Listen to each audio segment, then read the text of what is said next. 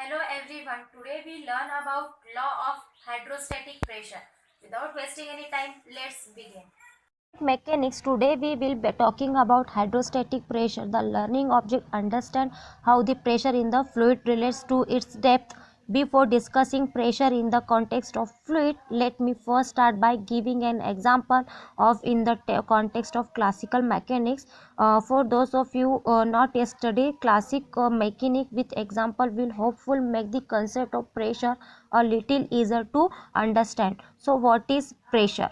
Pressure is a measure of how concentrate a force. Mathematically, it is represented as force divided by the surface area through which the force is acting. Let's look to situation. In the first, at 50 kilogram weight is resting on a table.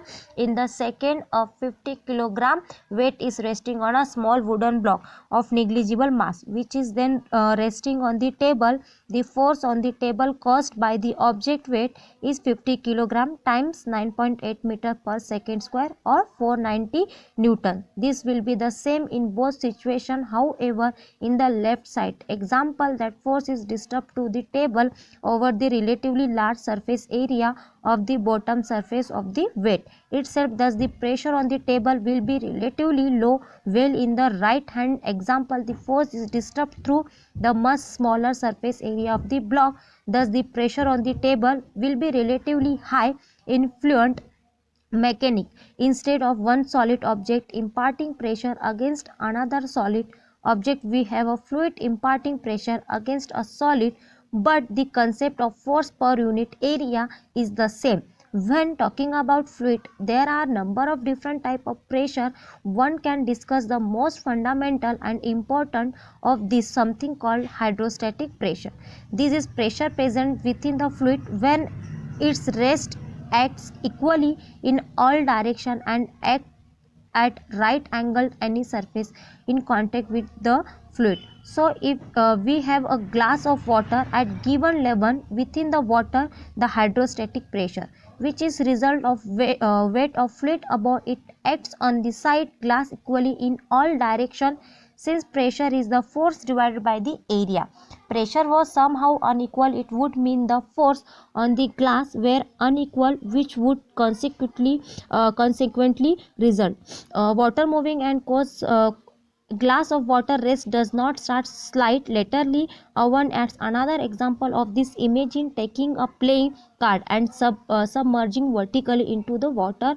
Hydrostatic pressure in the water will act right angle to any surface in contact with the fluid. That means that there is right side pressure pushing on the left side of the card and left side pressure pushing on the right side of the card. As these forces are equal, the card will not spontaneously move in either direction. Keep in mind, however, that just because there is no net lateral card caused by the hydrostatic pressure does not mean there is no net force of any kind from it last lesson. No, there is still card's weight and card's, unless the card is exactly the same density as water, is still move either up or down within the water. Realized is to quantify the hydrostatic pressure. Common experience might tell us the pressure in fluid increase at increased depth. Example, when they jump into a deep swimming pool, if you ever dip down underwater, pressure increase as you go down deeper and deeper quantitatively. This pressure increase can be calculated. Equation differential pressure between 2 points is equal to the density of the fluid times little g between the 2 points. In the case of the glass water, here we interested in the pressure at the bottom 2 points. We would use bottom and top. The pressure at the top is equal atmospheric pressure and difference vertical height is just the depth of water, to refer back to last lesson. Some of you might realize that the beyond force and submerged object, which is said equal to density of fluid times volume of the displayed fluid time g, is simply of the difference in hydrostatic pressure that's acting upward or bottom side of the object. Hydrostatic pressure acting downward on the top side of the object. An interesting consequence. Hydrostatic pressure may or may not be immediately obvious that pressure at any given depth, independent of the shape of the container or path, pressure must be transmitted along. For example, could have collection of rarer and exotic jellyfish that I want to display uniqueness.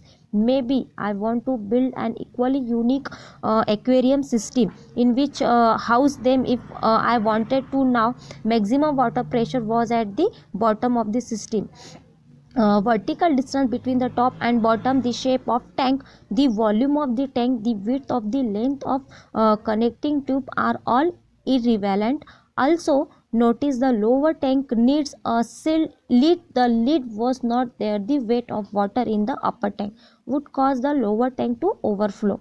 This is an example of principal frequency, perhaps that fluids rest sick in their hour level. This means the surface of any fluid at rest will have same height above the surface of the earth at all points.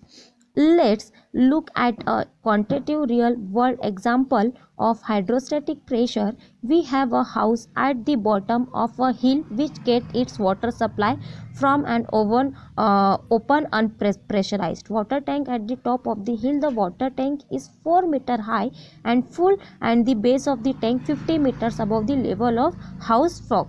Given this distance, that what is house's water pressure? As we just review the pressure difference between 2 points within a fluid, density of fluid time G between those 2 points. So we have the water pressure in the houses.